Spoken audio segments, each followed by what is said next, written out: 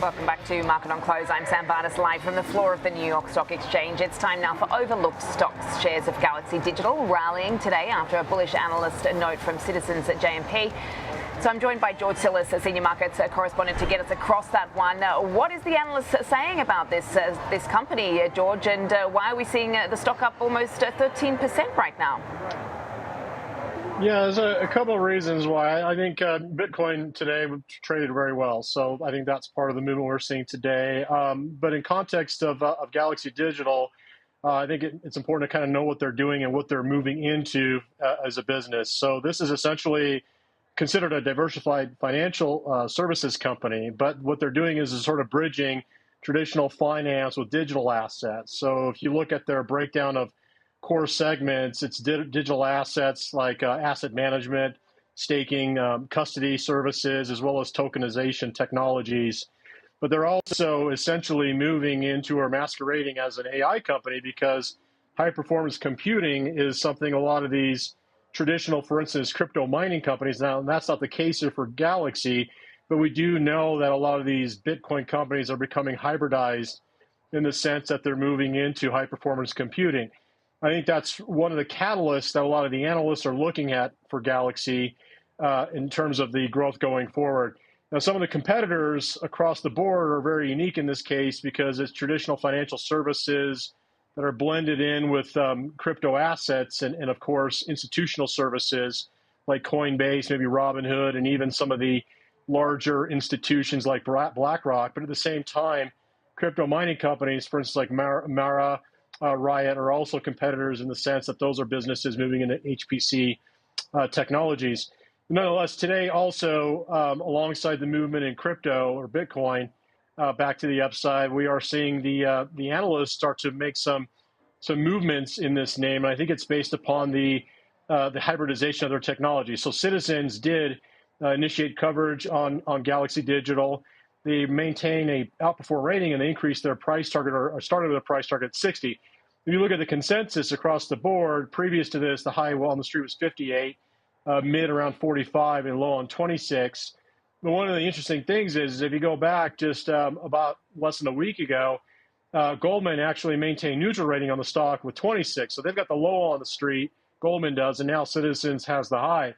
And there's a lot of bifurcation, I suggest, between a lot of these analysts because of the uncertainty around the strategy that Galaxy Digital is taking on to increase their top line sales growth on a revenue basis or operating revenue basis for high performance computing. And maybe, again, some of the structural challenges in the crypto markets may present some forward-looking challenges for Galaxy as a business.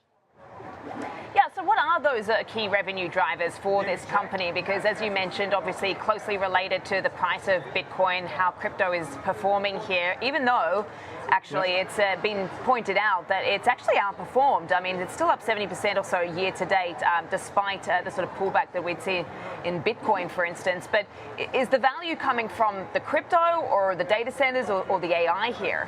Yep.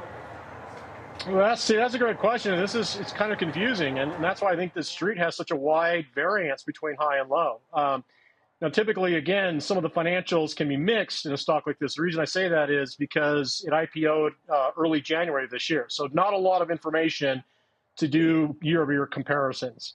Now, the other thing is to answer the question on revenue. If you look at it as a digital asset trading flows, or what they declared as their digital asset trading flows, they generated $24 billion. But if you strip out those flows, which include, of course, valuation adjustments for crypto, maybe they held on the balance sheet for a time being, the operating revenues, from what I understand, are about $400 million.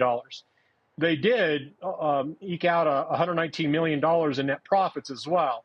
So they are, from what I see here, making money at the very least from custody services and trading digital asset flows. Now that can be challenged because of the way crypto markets have been behaving. Looking at Bitcoin actually down significantly, about 30% from the highs this year. But at the same time, the story is the data center aspects of the business. They maintain a strong presence in financial services and custodial services in crypto, but they're facing a lot of challenges or competition in the aspects of high performance computing markets, which are evolving.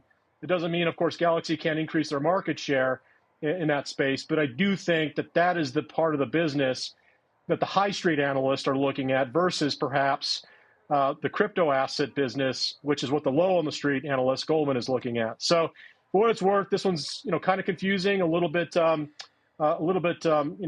volatile to say the least. But nonetheless, having a good day. And it's actually, I don't have a chart prep for you, but if you look at the 200-day moving average, that's an area of support that the stock has come down to. So for what it's worth, that might be a benchmark to certainly look at if you're interested or bullish on this stock. Okay, well, thanks for helping us break it all down today on Galaxy Digital for us. 13% higher right now, trading at 29 and change. George Tsilis, always appreciate it.